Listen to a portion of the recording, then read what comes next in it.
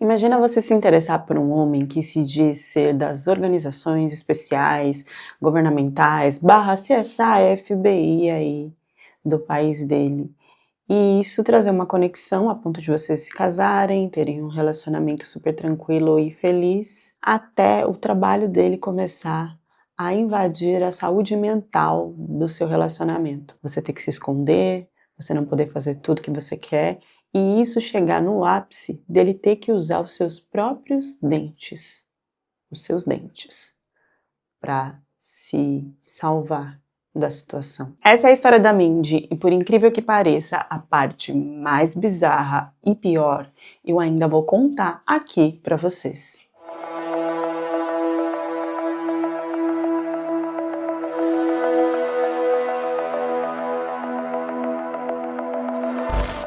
A Mindy trabalhava como secretária jurídica em Washington e depois ela migrou para trabalhar com o seu próprio podcast. Ela queria trazer histórias de mulheres, né? Ela queria deixar que essas mulheres colocassem para fora sobre seus trabalhos, relacionamentos, e até amigas chegaram a participar disso. E essa profissão dela se desenvolveu trazendo para ela uma grande valorização. Então ela era uma mulher de nome, independente do mercado que ela estava. Em um aplicativo de relacionamentos, ela conhece então o Nick e se atrai por ele por causa do currículo profissional. O cara era oficial naval, advogado da JAG, que foi pesquisar e que significa que é um corpo jurídico de advogados da Marinha americana. Então, ele já começou, né, contando que ele chegou a servir na Itália, no Pentágono, e que ele lidava com casos oficiais, e aí a gente tá falando de casos do Irã, do Afeganistão. Então ele trazia aquela imagem séria de segurança,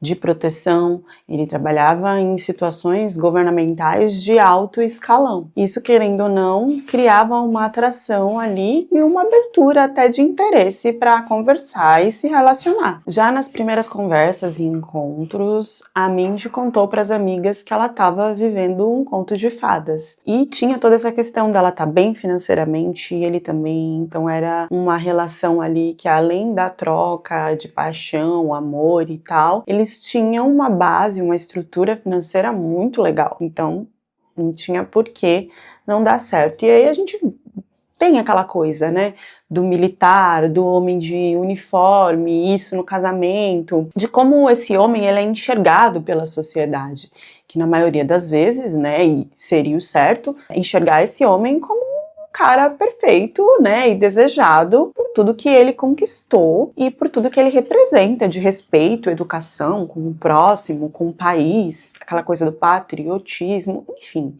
É uma imagem que a gente raramente vai desconfiar que tem algum problema, e se tiver algum problema, esse cara vai estar aberto ali para resolver. Não vai ser uma coisa bizarra ou muito fora do comum. Infelizmente, a gente tem muito isso do status social, e tanto a mulher como o homem gosta de observar isso para se atrair, para se relacionar, para aceitar até uma primeira conversa. E a gente ainda tem essa medida de, aquele é pedreiro e esse é militar. Eu não acho que seja ruim da gente pensar no que vai trazer de melhor para nossa vida, mas esse pré-julgamento às vezes faz com que a gente confie muito rápido e dê abertura muito rápido por causa do nome, do poder e do padrão da pessoa. E aqui a gente já tem uma parte da vida do Nick que não é apresentada como deveria para Mindy. O Nick, ele já foi casado. O Nick casou em 2009, tá? E teve toda essa coisa de casar com uniforme e da mulher usar mais de 2 vestidos. Tinham muitos amigos. A ex-esposa dele diz que ele era uma pessoa extrovertida, que o casamento durou por 6 anos e que não perdurou mais porque eles começaram a virar amigos. Iniciou uma sequência de desgastes. Ela não cita nada abusivo, confuso ou bizarro que tenha feito ela terminar essa relação. Tanto que eles são divorciados, e quando ela fica sabendo então que o Nick vai casar de novo, ela até reage de uma forma feliz, torce por ele e deixa que essa mensagem chegue até a Mindy, ou seja, ela acaba conhecendo, não sei se por foto, por vídeo, a Mindy. A questão é que ele se divorcia em 2015 e ele fica com uma dívida de mais de 1,5 milhão com essa primeira ex-esposa, além de outras disputas no tribunal, que eu acho que ela é muito madura, né, e conseguiu dividir isso aí nesse rolê. Com tudo isso, em 2015 mesmo, ele entra em um aplicativo de relacionamento, se diz curado e superado para começar uma nova relação, mesmo com essa dívida e com todas essas questões jurídicas. E é aí que ele conhece a Mindy e que rapidamente, em 2016, eles então se casam. Ele devia tudo isso para a esposa por causa de acordos multimilionários e por causa da divisão de bem. Não era algo assim também, ele fez algo muito bizarro para que isso acontecesse. E essa esposa, apesar de torcer pelo novo casamento, ela tinha um tipo de amigo que conseguia investigar e entender ali em que região que ele estava e mais ou menos o que ele estava fazendo. Acredito eu que com medo, né, dele desaparecer e não cumprir com as coisas que o juiz iria ali determinar que seria a parte dela financeiramente por causa do divórcio. Fico imaginando também como que um homem com tanta dívida e no meio de uma disputa judicial tem cabeça para entrar num aplicativo de relacionamento, namorar e casar tão rapidamente. Ele teria que ter aí uma condição financeira gigante para isso. A Mindy então conta para as amigas da felicidade de ter encontrado um parceiro, porque ela tinha esse sonho de construir casa, ter filhos, ter uma família perfeita, e assim que eles se casam, é nisso que eles começam a correr atrás. Então se tem a compra da casa e tudo sempre assim, de uma forma bem grandiosa, pelo padrão equilibrado dos dois, ou pelo menos que ela achava que os dois tinham financeiramente. Até que a Mindy começa a soltar para as amigas então de que coisas estão acontecendo e que a vida dela a partir de agora daria um livro ou uma história de filme. Na verdade, o que acontece é que o Nick ele começa a usar do poder dele. Então ele usa da posição dele profissional, da confiança daqueles que ele tinha ao seu redor, para participar de esquemas aí ocultos. Ele não acredita no fracasso que ele teve na questão do divórcio, onde ele tinha que pagar aí 1,5 milhão para a esposa. Ele prefere fingir que isso não aconteceu e começar as mentiras então no seu novo relacionamento. Como ele tinha essa coisa de ser advogado, né, e de uma base militar e ter esses acordos com regiões que eram perigosas de confrontos, ele começa a usar então disso para ditar, na verdade, na família dele com a Mindy, o que deve ser feito, porque como ele é muito importante, as coisas têm que ser mais escondidas, tem que ter mais segurança e proteção, e ali ele começa a enfiar então um monte de desculpas e a transformar esse casamento. Ele coloca que eles estão em perigo por causa da influência e da profissão dele, e que por isso o passado dele tem que ser totalmente apagado. Ele começa a falar então para ela que ele tem inimigos no estado, sobre as conexões que ele tinha no Afeganistão e no Iraque, de perseguições, quase que em um tom de terrorismo, e que então ela precisa ali seguir tudo que ele pedir para que eles permaneçam bem. Nisso inicia uma nova dinâmica nessa relação deles. E o que ela não sabe, que é comprovado que em 2020, na verdade ele estava usando do poder dele e do conhecimento dele para desviar fundos, né, a gente está falando de dinheiro, dos seus colegas dos Estados Unidos, da Marinha. Então ele abria cartões de créditos aí no nome dos parceiros e conseguia acessar aí o banco para tirar dinheiro desses fundos e continuar ali com a vida que ele queria, sem pagar $1,5 milhão para a ex-esposa. Desses parceiros de trabalho dele, ele conseguiu tirar em torno de $180 mil. E revertendo isso para Mindy, falando que por causa desses inimigos aí internacionais que ele tinha, eles acabaram conseguindo acessar toda a parte financeira dele. Então não se podia mais usar conta bancária ou cartão, porque isso seria um perigo para encontrar ele, para tirar mais dele e para ter acesso e até, quem sabe, fazer alguma coisa ruim com os dois. E aí, com essas questões, ele foi cercando a Mindy. Primeiro, ela não poderia ter um podcast, ela não poderia trabalhar na área de comunicação e nem ser publicamente divulgada nessa situação. Eles também não poderiam ficar na mesma casa, não poderiam ter um lugar fixo. Porque cada vez que ele entendesse ali que estava sendo perseguido ou que algum inimigo estava perto, ele tinha que ir para outro lugar. Então eles começaram a morar de dias em dias, semanas em Airbnbs. Eles não tinham mais um lugar fixo. Então ela não podia usar smartphone, nada que se conectasse à localização ou GPS. Qualquer computador que ela fosse utilizar tinha que ser configurado pelo Nick e se fosse comprar alguma coisa, tinha que ser através do dinheiro que ele dava para ela, nada de banco ou qualquer outra movimentação virtual que fosse. Ela começou a mudar não só para Airbnbs, mas também de estados. As amigas disseram que ela chegou a avisar que já tinha ido para 3 estados diferentes e que ela explicava que nada mais era do que o marido dela resistindo a essa perseguição e tentando com que eles ficassem seguros da melhor forma possível. Um questionamento meu aqui, né, que vem, se ele tinha essa proteção e esse nome todo no governo, será que não teria um programa, uma equipe para fazer essa segurança deles, né? Em nenhum momento ela pensou nisso, porque o modo ali como ele ligou as chavinhas da história e manipulou ela funcionou de uma forma que ela não pensasse, não questionasse e nem refletisse sobre aquilo que ele estava falando. Para conversar com essas amigas, tá? Não era no WhatsApp, qualquer coisa chamada de vídeo, não. Tinha um aplicativo específico que o Nick tinha direcionado para ela fazer isso. Então ela só podia ligar, mandar mensagem, o que é que fosse, por esse tal de Signal. Eu fui pesquisar, né, o que era o Signal, e aí diz aqui que é um aplicativo de mensagens instantânea focado no máximo de privacidade e segurança. Ele é gratuito e utiliza um protocolo de criptografia de ponta a ponta robusto.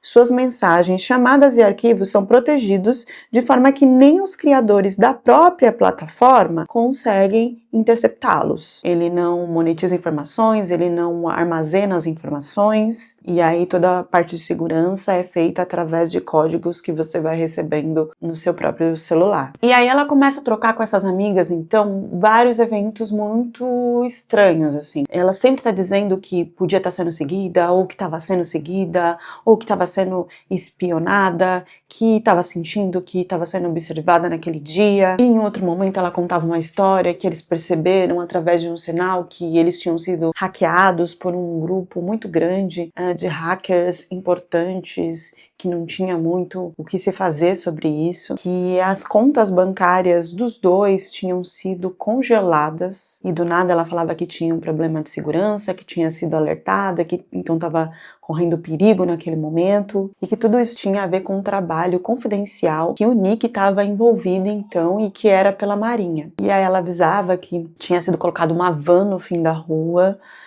para vigiar eles, para entender então o que estava acontecendo, que essa vigilância era de segurança para eles, né?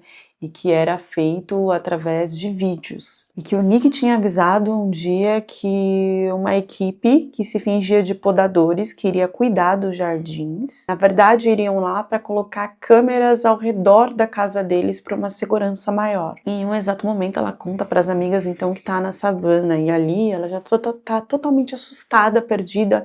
Ela não pode sair de casa, ela não pode trabalhar, ela não pode fazer nada, até o que ela vai comer, o que ela vai beber, tudo ali é direcionado, autorizado pelo Nick, e todo mundo fica preocupado porque essa distância vai aumentando cada vez mais, e ela diz e entende que é por causa da proteção dela. Nisso, a ex-mulher do Nick está há mais de 2 anos tentando achar a localização dele para conseguir resolver esse negócio aí dessa dívida. Afinal, o tribunal ordenou que ele pagasse esse 1,5 milhão para ela e fez um mandato de prisão caso ele não pagasse. Isso arruinaria a carreira dele de advogado. Em e-mails de amigos, né, a Mindy falava que ela ficava esperando o sinal do marido. Imagina, ela ficava trancada em quartos de hotel, cada hora numa região, sem trabalhar, sem fazer nada, esperando o próximo passo que o marido daria. E que esse passo viria, então, de instruções confidenciais de superiores de Washington. Os check-ins dos hotéis, ele sempre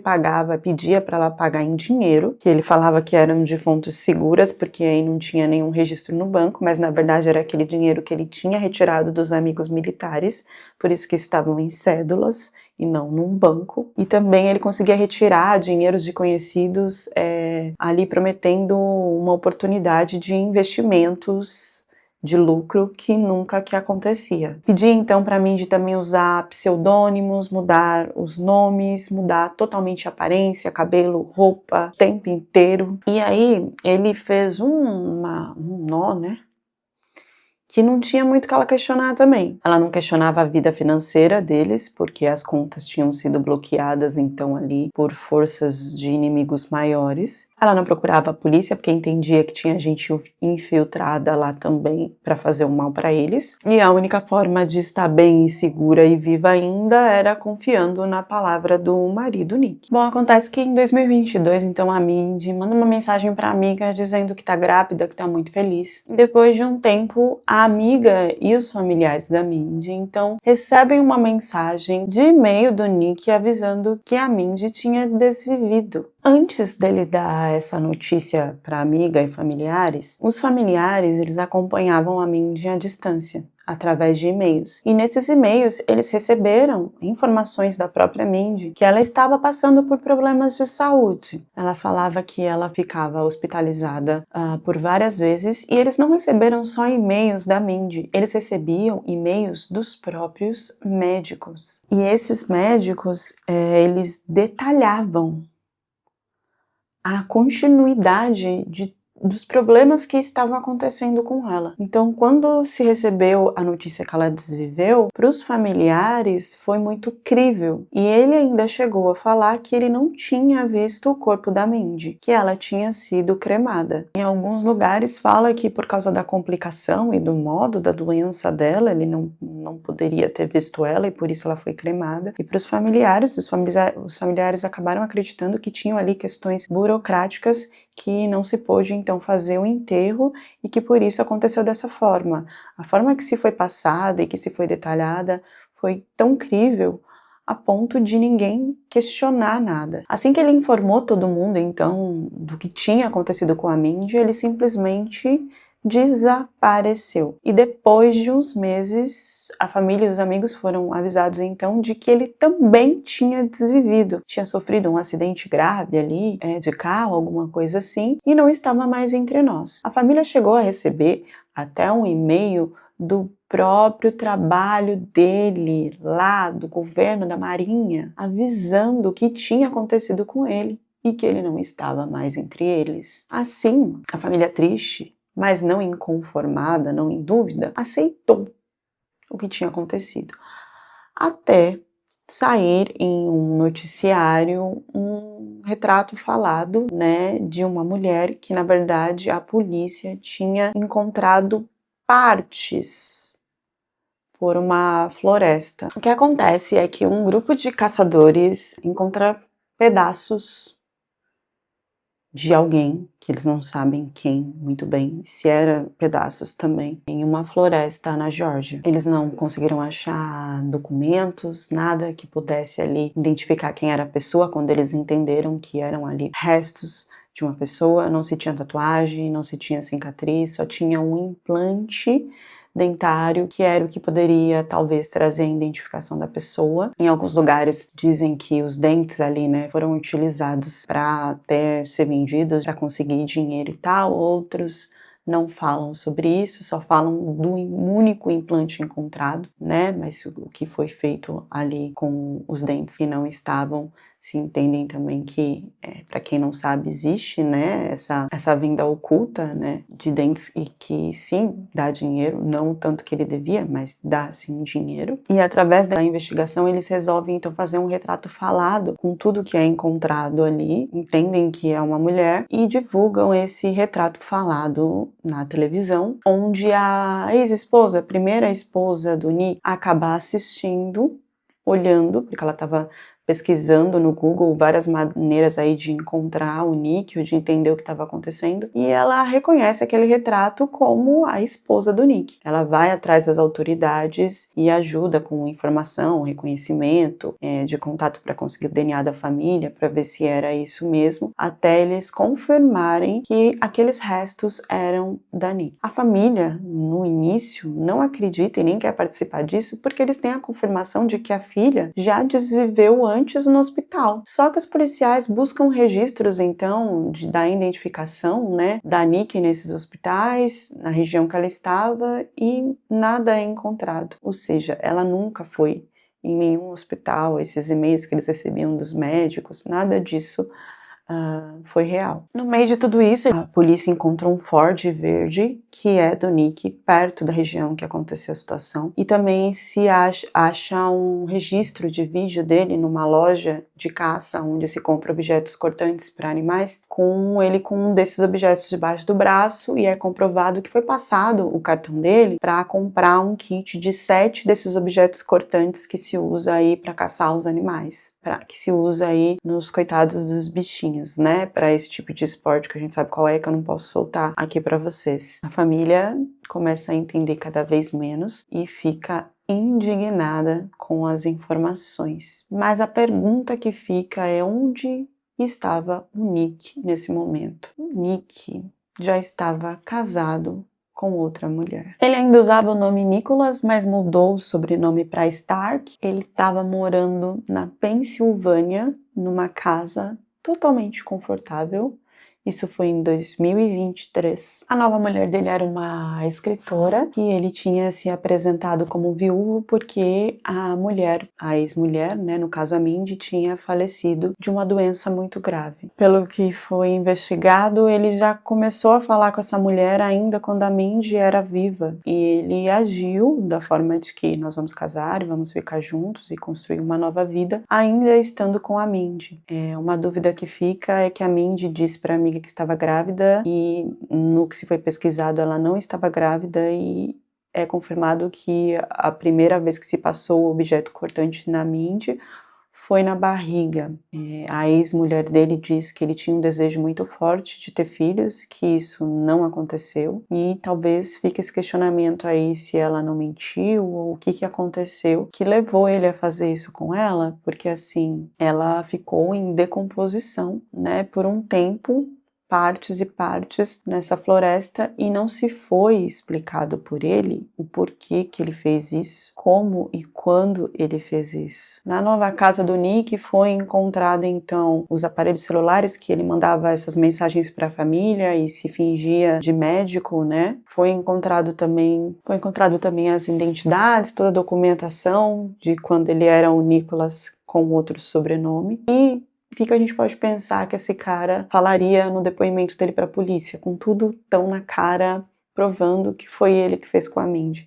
Que pelo menos ele confirmasse, mas não foi o que aconteceu. Ele confirmou a ideia de agente secreto, de que denunciou a conspiração do FBI, que a partir daí um agente do FBI chamado Jim teria ido até a sua casa então, e a partir dali ele seguia as ordens com a esposa do que deveria ser feito. Esse Jim não tinha mostrado credencial nenhuma e ele simplesmente resolveu seguir as ordens do homem. O Jim tinha acesso total à vida deles, se o Jim pedisse para eles pularem de um penhasco, eles pulavam, que tinha acontecido uma repercussão de tudo que ele tinha feito no Pentágono, então agora ele estava na mira de alguns terrores e que ele tinha que se sentir seguro e protegido, e que o Jim fazia isso tanto para ele como para a esposa. E aí, em 2022, no dia de ação de graças, enquanto ele estava fora, a Mindy teve uma queda em casa. E ela então ficou internada numa clínica e ele recebeu depois um telefonema que ele não sabia de quem era ou não era, e como foi ou deixou de ser. Me desculpa a risada, mas é que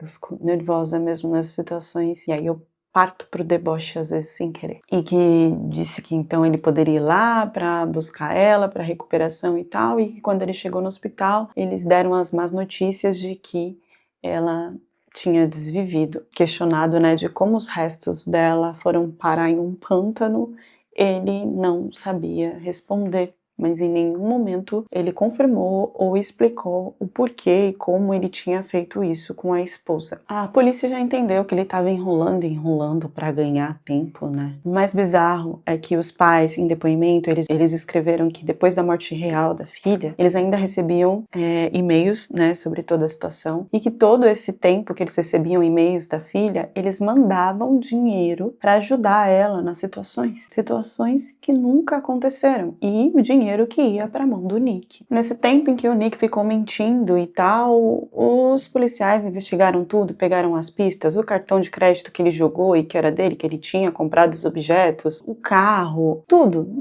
Se tinha todas as provas para incriminá-lo, não precisava da confissão dele. Ele chegou a mudar várias vezes de advogado para que o processo prolongasse, para ele tentar retirar essas acusações que trariam aí problemas para a profissão dele. Eles descobriram que ele usou uma picape, como ele levou o corpo até lá, enfim, né? Como um advogado e com tanta influência não tinha conseguido nem apagar a própria digital da situação. Então não tinha muito para ele fugir, e aí no final de tudo isso ele resolveu mudar o depoimento dele, falando que tinha sido um momento de estresse emocional e que a mulher tinha sido violenta com ele, que por isso tinha acontecido, mas não se tinha marcas nele e nada que se comprovasse, que se firmasse o que ele quis fazer. Ele tentou fugir de várias formas, um mitomaníaco que achava vertentes de qualquer maneira para conseguir sair livre e seguir com uma vida bizarra. Foi-se pedido que ele pagasse 1,5 milhão da mulher, da ex-esposa, mais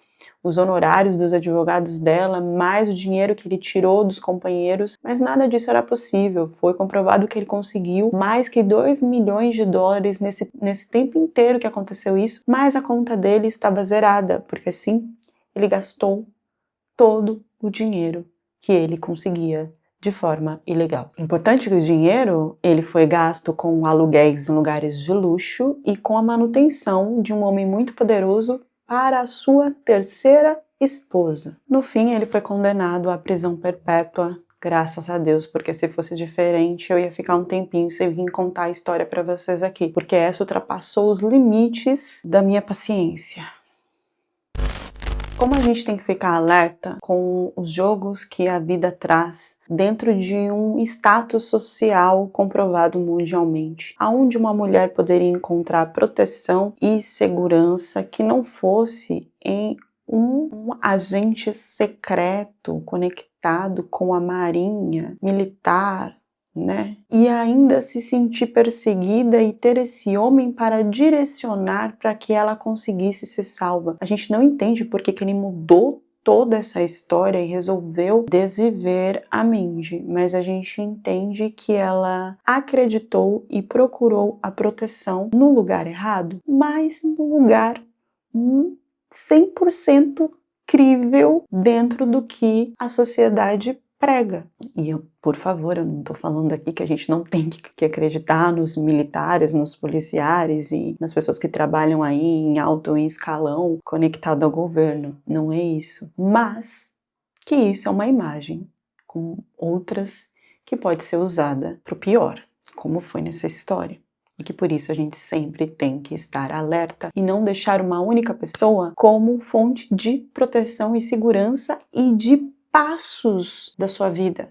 Mesmo você casada, mesmo a sua família, você tem que escolher e guiar os passos da sua vida e ter contato com outras pessoas, mesmo que você esteja em um estado de urgência. É necessário ter mais que uma pessoa para que você entenda que essa realidade, se essa bolha não é só sua. Deixem as reflexões nos comentários e até a próxima história do canal. Quando você acabar o vídeo, pega um pouquinho o papai deixa, você pode deixar minha like, sei lá, no mercadinho. Só se eu ganhar um beijo, senão... Olha como esse beijo veio rápido, até a Luísa veio me dar beijo. Ah, agora sim, obrigada, viu?